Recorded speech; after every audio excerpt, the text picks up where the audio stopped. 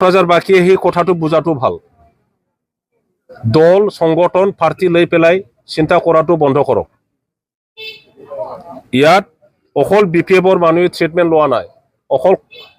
বিজেপিৰ মানুহে ট্ৰিটমেন্ট লোৱা নাই পার্টি নির্বিশেষে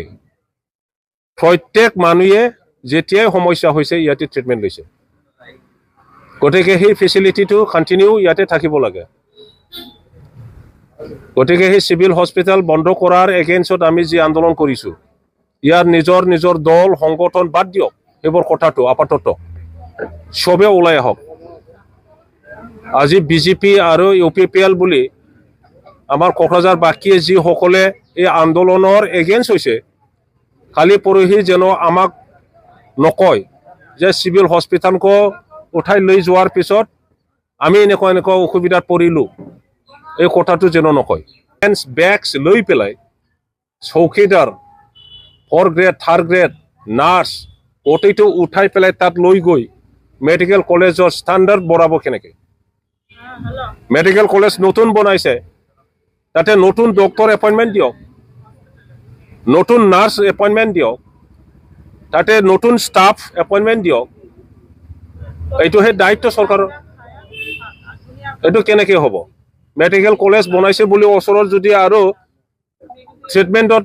ফেচিলিটি যদি নাথাকে হেল্থ চেণ্টাৰ যদি নাথাকে হস্পিটেল যদি ৰাখিব নোৱাৰে এইটো কেনেকৈ হ'ব কি ষ্টেণ্ডাৰ্ড মেইনটেনেন্স কৰিবৰ কাৰণে সিভিল হস্পিটেলখন ধ্বংস কৰিব লাগে ইয়াত ব্লাড বেংক আছে মেডিকেল কলেজত ব্লাড বেংক থাকিব আমিতো কোৱা নাই আমি ইয়াত ব্লাড বেংক বনালো মেডিকেল কলেজত ব্লাড বেংক থাকিব নোৱাৰে সেইটোতো নহয় ইয়াৰ সাৰ্জাৰী হয় ইয়াৰ সাৰ্জাৰীৰ কাৰণে ফেচিলিটি বনোৱা হৈছে তাতে সাৰ্জাৰী হ'ব নালাগে বুলি কোনে কৈছে তাতে আৰু বেটাৰ সাৰ্জাৰীৰ ফেচিলিটি দিয়ক নহয় জানো ইয়াৰ গাইনো ডিপাৰ্টমেণ্ট আছে কয়েকজনহে ডক্টৰ আছে তাতে আকৌ ভালকৈ গাইনো ডিপাৰ্টমেণ্ট আনক ইয়াতে অৰ্থোপেডিক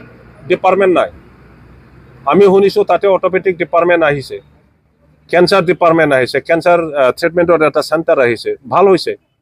আৰু আধুনিক টেকন'লজিৰ মেডিকেলত ট্ৰিটমেণ্টৰ যিমান আছে এইটো ইয়াত আনক আমি কি মানা কৰিছোঁ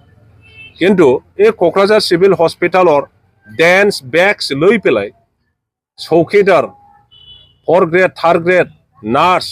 গোটেইটো উঠাই পেলাই তাত লৈ গৈ মেডিকেল কলেজৰ ষ্টাণ্ডাৰ্ড বঢ়াব কেনেকৈ মেডিকেল কলেজ নতুন বনাইছে তাতে নতুন ডক্টৰ এপইণ্টমেণ্ট দিয়ক নতুন নাৰ্স এপইণ্টমেণ্ট দিয়ক তাতে নতুন ষ্টাফ এপইণ্টমেণ্ট দিয়ক এইটোহে দায়িত্ব চৰকাৰৰ এইটো কেনেকৈ হ'ব মেডিকেল কলেজ বনাইছে বুলি ওচৰৰ যদি আৰু ট্ৰিটমেণ্টত ফেচিলিটি যদি নাথাকে হেল্থ চেণ্টাৰ যদি নাথাকে হস্পিটেল যদি ৰাখিব নোৱাৰে এইটো কেনেকৈ হ'ব আমি আশা কৰোঁ যে চৰকাৰে ৰাইজৰ সেই কথাবোৰ শুনিব বহুত অসুবিধা হ'ব এই কোকৰাঝাৰ বাকী সেই কথাটো বুঝাটো ভাল দল সংগঠন পাৰ্টি লৈ পেলাই চিন্তা কৰাটো বন্ধ কৰক